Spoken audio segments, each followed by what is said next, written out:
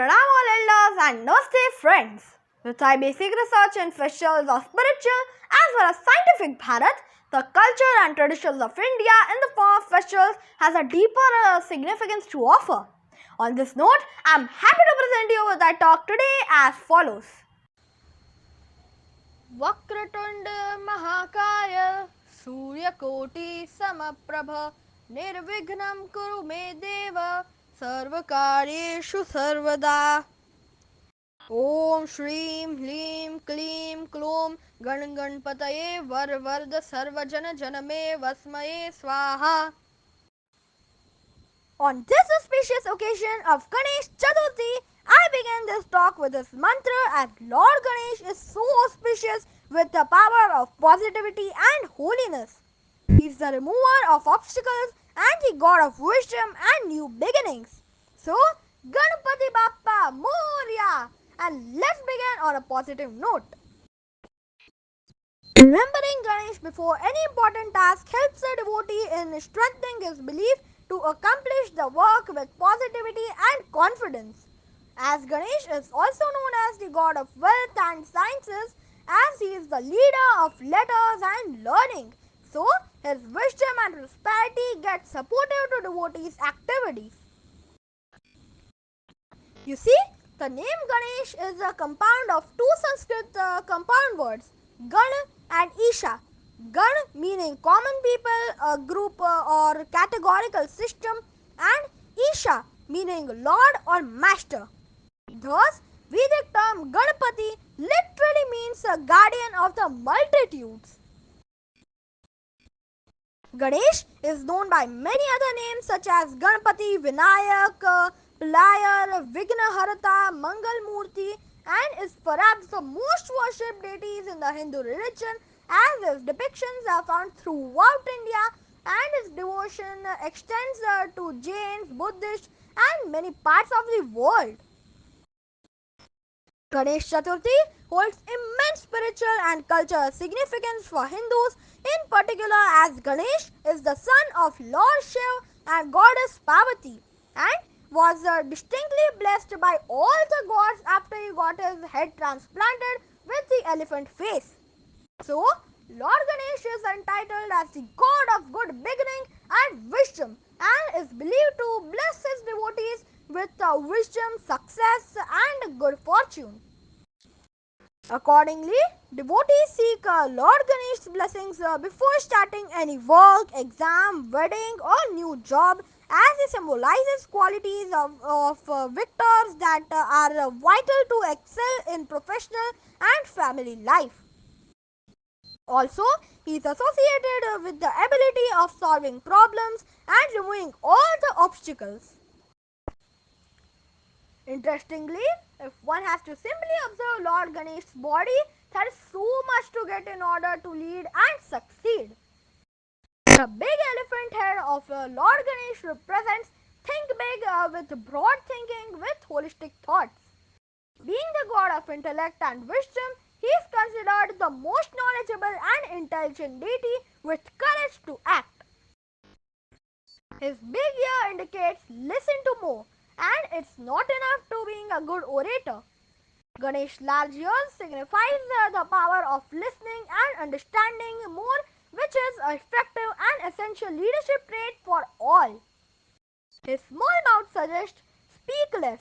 Ganesh's small mouth signifies us to speak less, speak good, and talk as and when required only.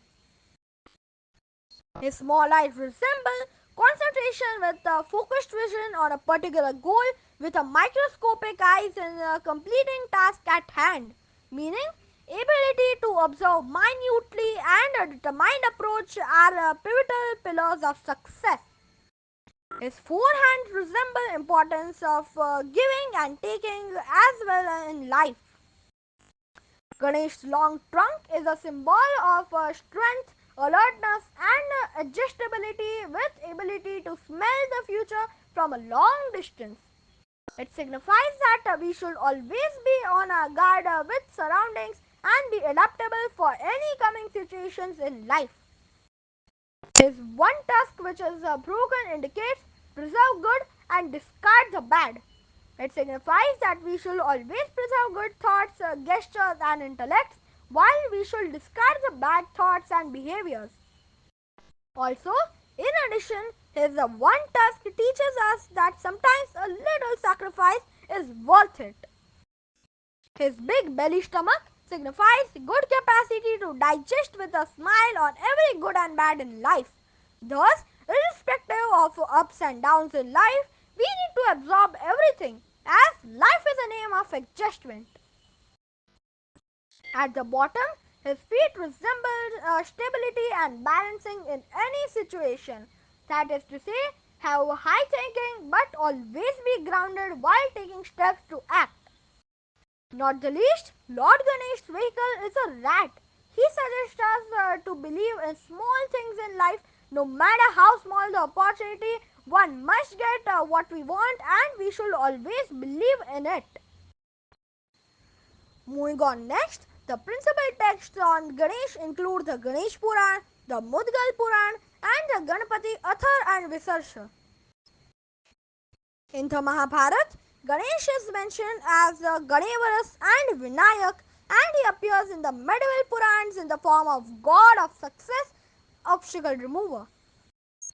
Ganesh is mentioned in the old Hindu text around 1st century before Christ era, and a few Ganesh images from the 4th and 5th centuries CE have been documented by scholars.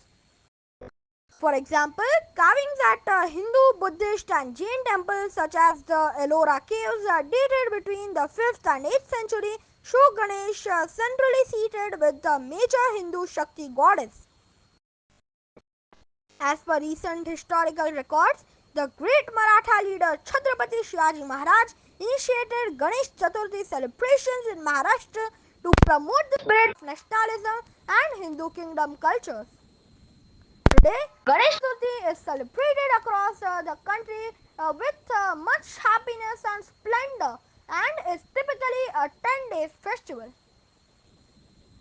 On the first day of this Ganesh Chaturthi, devotees installation of Ganesh clay murtis privately in homes, offices, and publicly on elaborate pandals, that is temporary stages.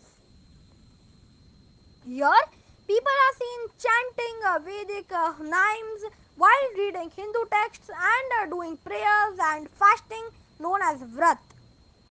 Then, with giving gratitude, there are offerings and prasads from these daily prayers being distributed from these pandal to the community. That includes sweets such as Modak Laddu, as it is believed to be a favorite of Lord Ganesh.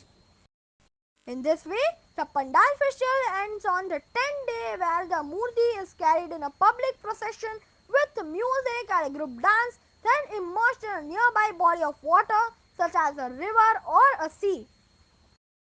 This 10th day is also called Visarjan on the day of Anant Chaturdashi.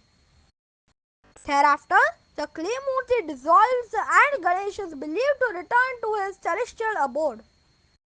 Interestingly, there are lots of stories on Lord Ganesh, and indeed they are filled with wisdom, teaching lessons about intelligence, power, and devotion. But to narrate how Ganesh got his unique elephant-headed divine form, the story is that all devas requested Lord Shiva and Goddess Parvati to create someone who could be a Vignakarta for Rakshas, the negative forces, and help them in positive force.